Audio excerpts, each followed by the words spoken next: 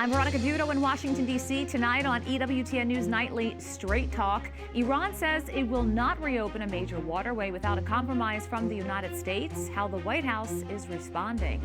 Proceed with caution. Artificial intelligence is changing our lives, but will it overtake them? We look at the possibilities. Hat tip, we know Chicago's South Side team is a favorite of Pope Leo XIV. Now, the White Sox are showing their fan appreciation. Plus, weathering the storm, the Holy Father says a beloved Bible story is a reminder for how to handle the turbulent waves in our lives. These stories and more tonight. From EWTN, the Global Catholic Network, this is EWTN News Nightly. Thank you for being with us on the Feast of St. Lawrence, Deacon and Martyr. Our top story tonight. President Donald Trump demands Iran should be responsible for the damages and death caused to the people of Lebanon, Syria, Yemen, and Gaza. His comments today on Truth Social come after Iran imposed strict new demands on the United States in order to get the Strait of Hormuz back up and running. The Islamic Republic says it will not reopen the key waterway until the U.S. completes a long checklist of requirements. White House correspondent Owen Jensen reports. Owen. Veronica, President Donald Trump is slamming Iran for demanding compensation. In response, he says Iran should pay for killing its own people, as well as U.S. service members, including those on the USS Cole. He says going forward, this will now be a part of the negotiations. They asked for reparations, you might say, or they asked for money for the damage that we've done. I said, that's a good idea. Well, we're going to ask for money for the damage they've done over a 50-year period. Tonight, as President Donald Trump now insists Iran pay up for the casualties it's caused, uncertainty remains over when the Strait of Hormuz could fully reopen and get the global flow of crude going again. The White House says the U.S. Navy keeps escorting ships out of the Gulf to help lower oil prices. We control the Strait 100%. Now, can they make trouble? Yeah, they can make trouble. But they're broke. They have no money. President Trump earlier said in an interview, "We're only semi-negotiating with them. We're just watching Iran with its huge inflation and the fact they have no money." And on Truth Social, the president posted 51 years of bad behavior with a graphic in big red letters, "Iran has no money." Iran says talks with Oman to reopen the Strait of Hormuz are progressing, but stresses that resuming traffic is tied to U.S. concessions. Iran won't open the strait until the United States lifts its blockade, pays compensation for months of war damage, plus lifts economic sanctions and releases Iran's frozen assets.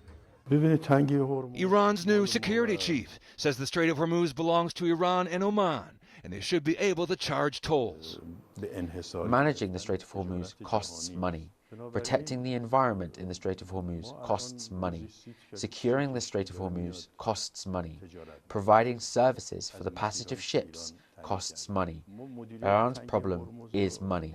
Iran's president says he met with the country's new supreme leader to discuss the economy. Supreme Leader Ayatollah Mujtaba Khamenei has not appeared in public since the start of the war. And regarding ongoing negotiations, President Trump says it will work out. It always works out. It's like a chess game. Also tonight, Israel is rejecting President Donald Trump's Gaza deal. Israeli Prime Minister Benjamin Netanyahu says Israeli troops will not withdraw from Gaza until Hamas disarms. At the White House, Owen Jensen, EWTN News Nightly.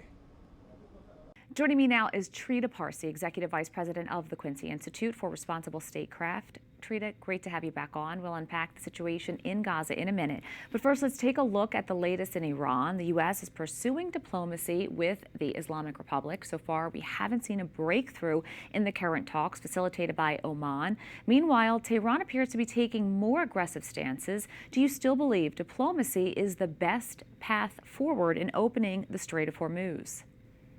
I believe diplomacy is the only path forward because the Trump administration has tried war in different ways now, and it's very clear there is no military solution to this, at least not one that the American public is willing to accept and pay the cost for.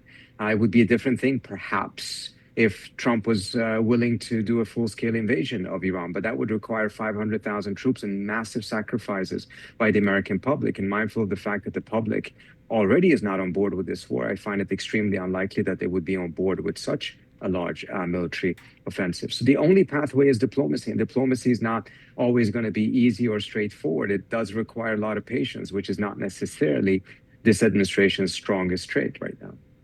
What would it take for Iran to reopen the Strait of Hormuz? And are we seeing other countries quietly negotiating with Tehran to protect their own national interests? Yes, we're seeing plenty of other states, striking their own deals on the side, trying to make sure that their ships can go through, and recognizing that at the end of the day, the Iranians are emerging somewhat victorious out of this. And as a result, they need to adjust their relations with Iran accordingly. I do think that the Strait still can be open. I don't think that those conditions that have been put forward are actually conditions for opening the Strait. It's conditions for resuming direct negotiations between the U.S. and Iran. The diplomacy that currently is taking place is between Iran and Oman, although the Omanis are essentially negotiating for the U.S. But I think it should be clear, many of these demands are demands that are also embedded in the MOU. But it's a different thing to say that they need to be achieved right away before there's any diplomacy. I mean, that's a rather ridiculous position. What's the point of diplomacy if you're making that a precondition? So I do think the Iranians, frankly, are going to back off of that. They're not going to back off of the demands, but the timing of the deliverance, I think, is going to be something that we see some flexibility on.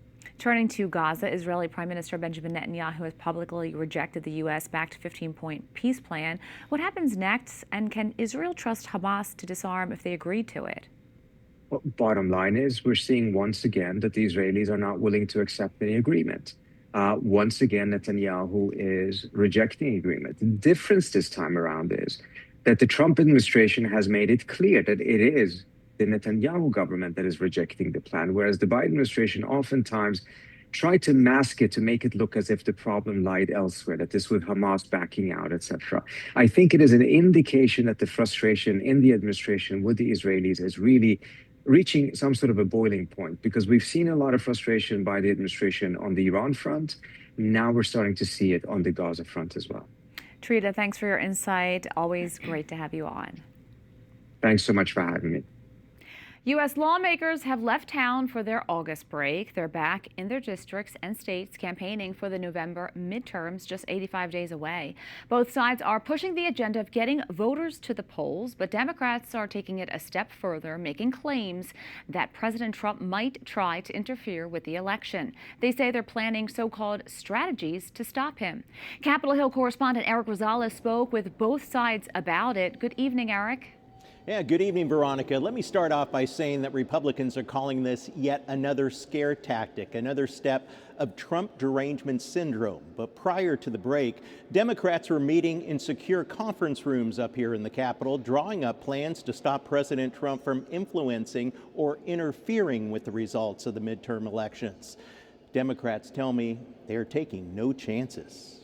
But one of the things we are doing is a tabletop exercise where some of the experts on election reform will challenge us with certain scenarios that Trump might use. We're looking at things he would do to undo elections before Election Day, on Election Day, and after Election Day.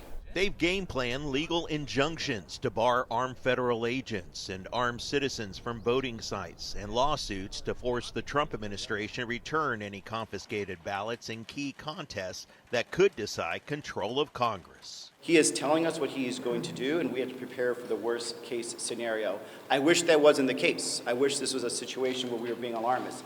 We are not being alarmist. Democrats accuse President Trump of already interfering with redistricting, gerrymandering, and more. He has already issued executive orders designed to purge citizens off of the registration list, the citizens he doesn't want to vote, and to disrupt vote by mail.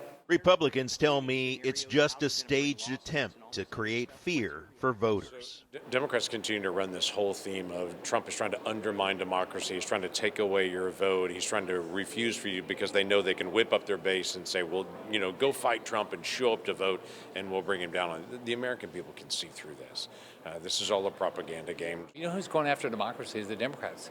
If you look at it, when they want your vote diluted by somebody that doesn't have a right to vote, they're actually taking away your rights. And that's exactly what they want. The strategy is similar to what's taking place on the state level. Democratic governors and others are also meeting to prevent any election interference. Now, before I go, I also want to give you a quick rundown of what passed here in Congress last week. Now, before lawmakers left town, the Senate passed the Russia sanctions bill named after the late Senator Lindsey Graham. Also, a short-term government funding bill passed, which will keep the lights on until December 11th.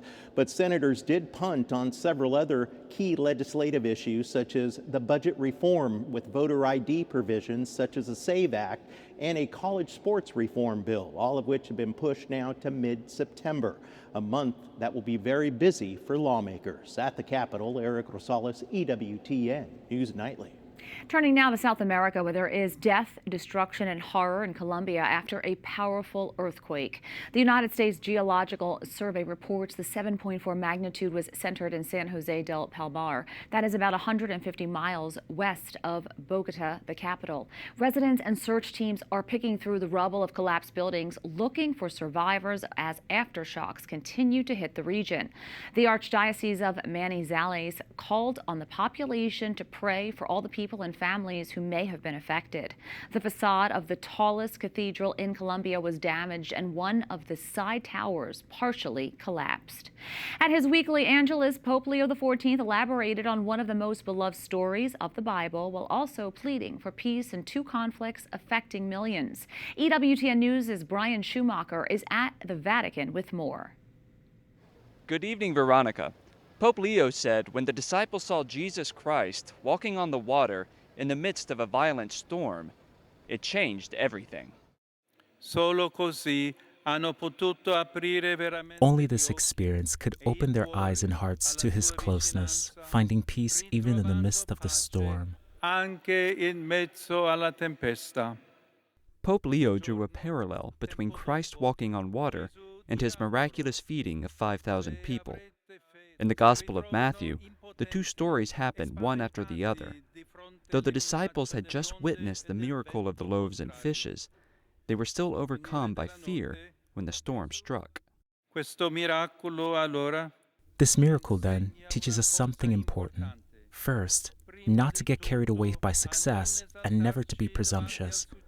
At the same time, not to despair, even in moments of darkness, when we feel powerless in the face of problems, and despite our efforts, it seems as though we are going backwards rather than forwards. The Pope reminded us all that Christ will never abandon us, and if we invite him to the boat of our lives, he will bring peace, light, and strength to our journey. After his catechesis on the gospel, the Holy Father turned his attention to two major crises unfolding in the world right now. The first was Sudan, where an ongoing civil war has impacted millions. Let us pray that the Lord may sustain those who are suffering, convert the hearts of those who sow violence, and grant the long-awaited peace. The second was Ukraine, where the war with Russia carries on, with no end in sight. La guerra non fa che War only begets more war and causes immense suffering. It is time to put an end to this vicious cycle of violence and make room for diplomacy and dialogue so as to open the way to peace.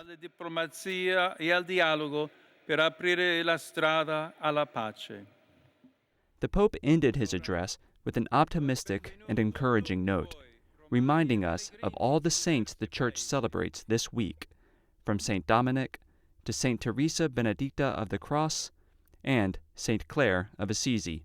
In them, he says, we can find inspiration to follow the gospel of Christ.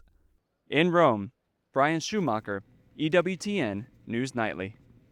In that 4-year war between the two countries, Ukraine is stepping up its long-range attacks on facilities which contribute revenue or resources to Russia's war.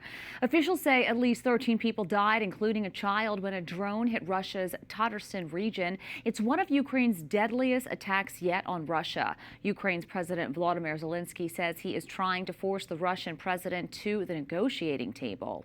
Back in the U.S., an operator of a boat that capsized near the Statue of Liberty is in federal custody. It happened Saturday night, sending all 14 on board into the water. Sadly, a mother and her 5-month-old daughter were killed. Investigators are looking into whether this was an illegal charter operation. The boat captain was initially charged with 13 counts of reckless endangerment. We have a lot more still to come on EWTN News Nightly. Scheduling snafu. A yoga instructor asked AI for help booking clients. It gave him more than he bargained for. That story ahead. And a possible boycott of FIFA. We have the latest.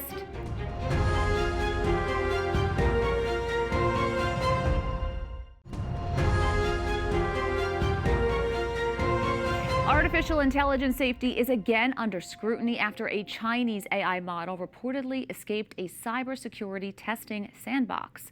During a UK testing sandbox of China's Moonshot AI, the model found a way out and accessed the open internet. As AI becomes more autonomous, the incident raises new questions about whether these systems can be kept safely contained. Joining me now is Oz Sultan, CEO of the Sultan Interactive Group, a technology strategist with more than 25 years of experience in big data, cybersecurity, and emerging AI technologies. Oz, thanks so much for coming back on. Thanks for having me. The Chinese company behind the Kimi K3 model reportedly saw AI escape a UK testing sandbox. How concerning is this?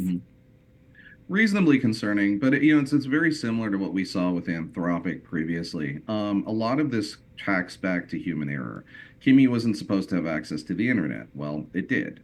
Kimi wasn't supposed to be out of the sandbox, but the sandbox controls weren't effectively put in place by the engineers that locked it down.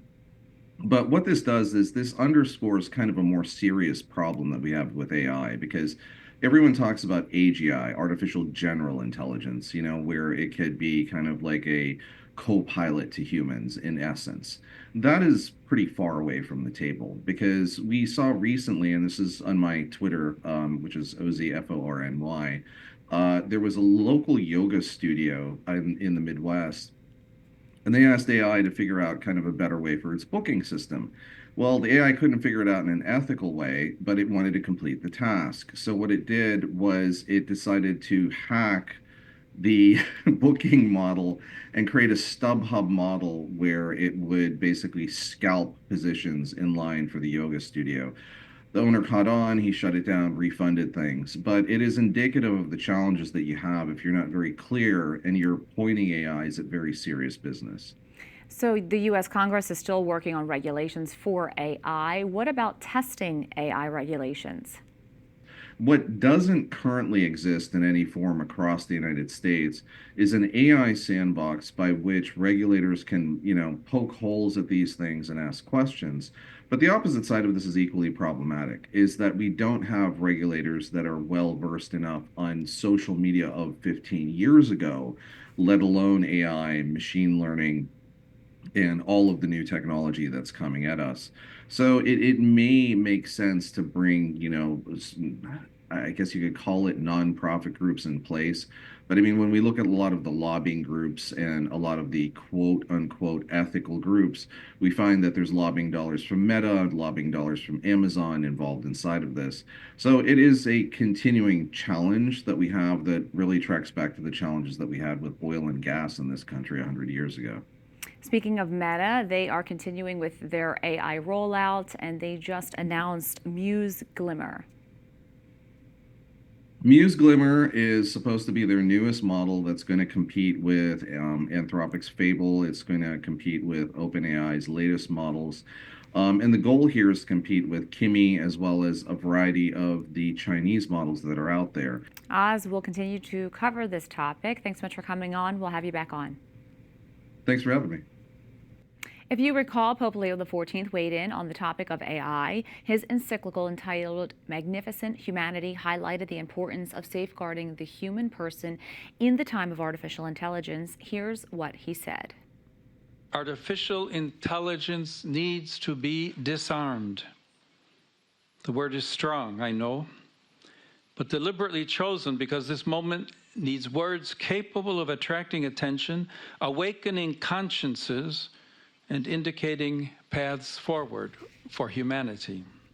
FIFA, the governing body of professional soccer, is now accused of deception and breach of trust over its plans for the World Cup. FIFA recently announced plans to sell an interest in the tournament. The move would have allowed private investors to buy a roughly 20% stake in the World Cup. Despite the plan being canceled, the governing bodies of soccer in Europe, the Americas, and Asia have lashed out, threatening to boycott FIFA until its president is ousted. In an open letter, the organizations stated, "Football is the world's greatest shared passion. It belongs to no individual and no institution. It belongs to the players, the fans, the clubs, the member associations, and every institution entrusted with safeguarding its future." Up next on EWTN News Nightly, miters at the ballpark, how the White Sox are vesting thousands of fans.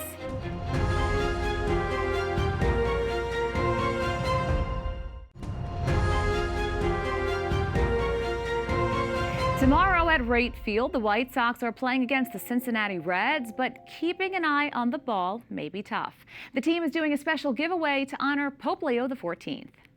Joining us now is Mike Downey. He is the Senior Director of Marketing and Promotions for the Chicago White Sox. Thanks so much for coming on. Of course. Thanks for having me. So first, tell us how this idea all came about. Yeah, so honestly, I mean, it really started on May 8th, 2025, when Pope Leo was named the new pope. You know, our idea, the marketing ideas in our brain started spinning once we learned that he was not only from Chicago but a huge White Sox fan. You know, it's very well publicized that he attended, you know, the World Series game in 2005. That was a very cool story. We've seen him wearing, you know, the White Sox hat in the Vatican. You know, making some funny comments to fans along the way, and we really, you know, we wanted to do something here in Chicago that is a way for our fans to showcase, you know, how happy they are that Pope Leo is not only a homegrown Southsider, but is a White Sox fan. And so we kicked around a bunch of ideas, you know, over the past year. We want to do something fun, tasteful, that celebrates, you know, the fact that Pope Leo is a White Sox fan. There's never been an American Pope in the history of the world, right? And how cool is it that we now have one, and he is a huge baseball fan, seemingly. So we wanted to celebrate that, and after discussions with a priest here in Chicago, Father Tom Hurley, he was the one who, you know, helped point us to, hey, I think you guys should focus on the Pope hat idea. You know, we originally were a little skeptical of having people in the stands wearing giant miters, right?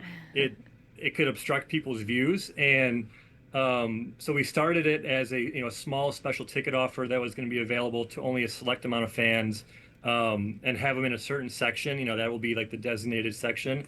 But after we announced it in April, the fan response was so tremendous, and just so it just kind of went viral, right? Mm-hmm. And it seemed like everyone wanted to be a part of this, and so pretty immediately we flipped it to an all fan giveaway. So anyone who comes to the ballpark on Tuesday, August 11th will get a White Sox Pope hat.